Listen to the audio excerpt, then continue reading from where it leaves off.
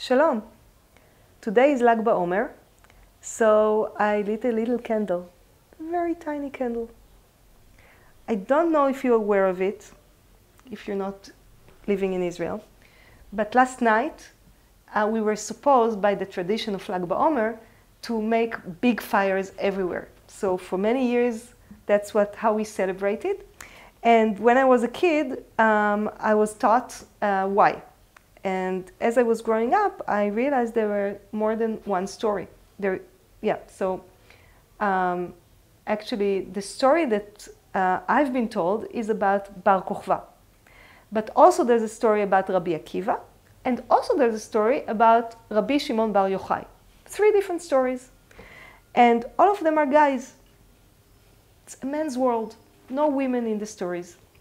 I will tell you those 3 little stories, one after the other, and then I will tell my own story.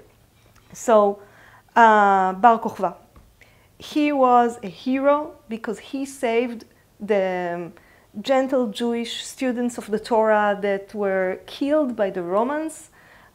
He started a rebellion and he made the Romans stop killing those sweet Jewish guys that were studying Torah. Amazing, sounds good, right? And what does that have to do with fire? The rebellions that went after Bar Kokhba were communicating with each other with fires over the hills. A very known way of communicating in old times. So, in memory of that, we make fire. Second story is about Rabbi Akiva. Rabbi Akiva was a big Jewish teacher, a rabbi, and he taught the rule of Ve'ahavta l'reacha kamocha. You love the other as you love yourself. You treat the other as you would have treated yourself. Amazing. But his students at some point stopped acting by this law. They were competing with each other and they were even hating each other. So God was very mad and he threw an epidemic. An epidemic. And on Lag BaOmer, the epidemic stopped. Until it stopped, thousands of Jewish Torah students died.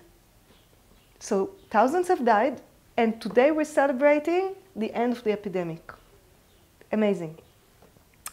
The third story is about Rabbi Shimon Bar Yochai, who was another big Jewish teacher, another big rabbi, and he brought a lot of the Kabbalah to the people. So he brought a lot of light. And on the day he died, which is Lag BaOmer, we go and celebrate for him, for the light that he brought us, with a big fire on where he was buried. So people all over Israel do fires if they cannot go to the place of burial. Okay, what's the connection with between those 3 traditions? Not a lot, but there are some connections here and there. For me, what matters is that it's all about men, and I want to bring a new story of a new connection with the land, the elements, and the feminine. So I want to check what kind of fire we make when we make fire, right? So for us, it's either these, like when it's not a big fire outside, when it's Lag BaOmer, it's small candles that we lit at home whenever we want to be ceremonial, right? Those white candles from China.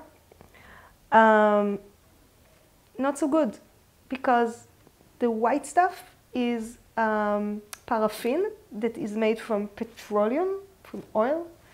And when you burn the oil, part of the oil goes into the air as fumes that you will not necessarily see with your eyes, but the fumes are there and they are poisonous because it's oil, and oil is poisonous for us. Petroleum oil is poisonous for us. And everybody is lighting those candles everywhere, and then they breathe the air. And I think it's sad. So not every oil is poisonous in this way. Olive oil that was lit in the days of Bar Kokhba and Rabbi Akiva and Rabbi Shimon Bar Yochai, in those days, people used the local oil, olive oil, And they used the cotton that they grew, maybe some other fiber as well, but it came from the land. So I'm going to celebrate my connection with the garden where this cotton was grown. So it's here as a symbol for, you know, Shavuot is coming, so it's the holiday of harvest. So this is my harvest. And I have cotton here from my cotton. I have fire. The fire is also interesting because I brought the fire from a match, and you can also always get the fire from the kitchen, right, from the gas. But in the days of Rabbi Akiva and Rabbi Shimon Bar Yochai and all those guys, fire was something you kept because it wasn't so easy to just lit fire, right? So you kept it. So I have fire here that is only from this fire I'm going to light the candle, the main candle, right? Like in the old days.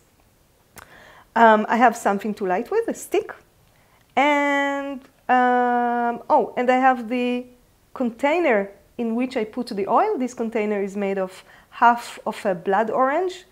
To see it more clearly, we can see this grapefruit that was cut in half, and then we made a little ball with it by drying it.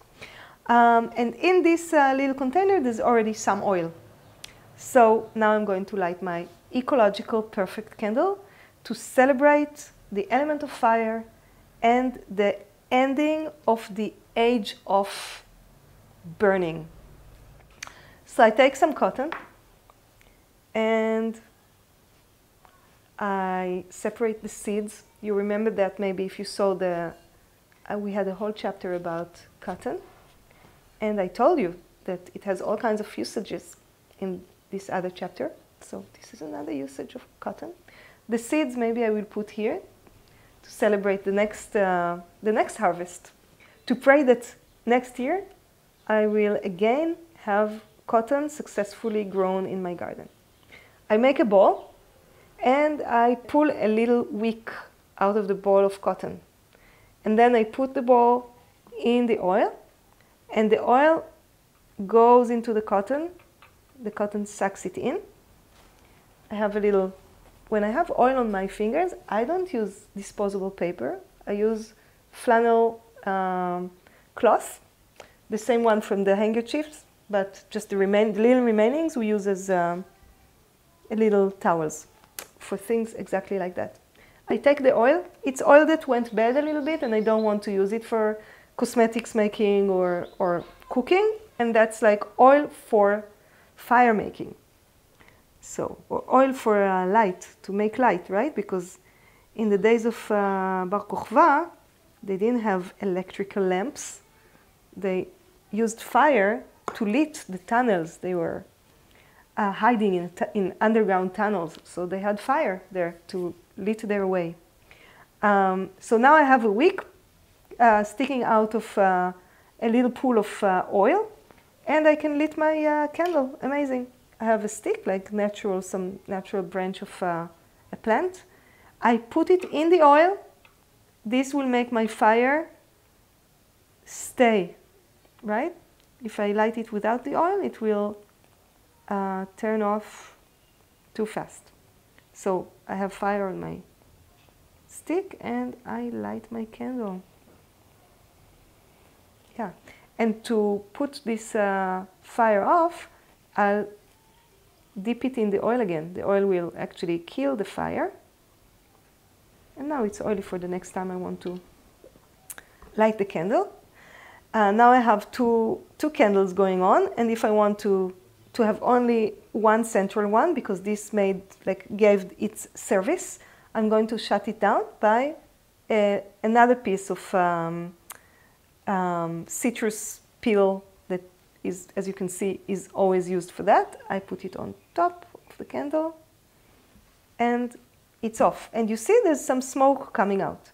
If the smoke is white, it's not amazing to breathe it, but it's not as bad as the black smoke. So you want to avoid black smoke in the room. Anyway, when you light candle, you need the room to be airy, like open a window or a door to have air come in and come out. But also to avoid the black smoke, this method of shutting down the candle usually works really well. And as the candle burns during the night, you lit it for a ceremony, and then you sit around the candles, and it's really nice. And you don't want the candle to finish. This candle doesn't finish. It's amazing. The only thing that happens is that the fire at some point becomes too big, because the oil, you run out of oil and the fire catches more cotton. So to prevent that, as the evening goes, you need to watch your fire. And then whenever you see that the fire is too big, you just add a little oil, and this is how you tame the fire. So it's good to have a fire keeper when you light ecological candles, and also it gives you, it brings back in the connection that we have to the fire. Having said that, I want to end this movie with a prayer that we will learn the lesson Corona brought us, and we will burn only little fires and not huge ones, and not all the time, and not for any stupid reason. Yes, so thank you to the fire, and thank you for coming, watching this little movie, and I'll see you again very soon.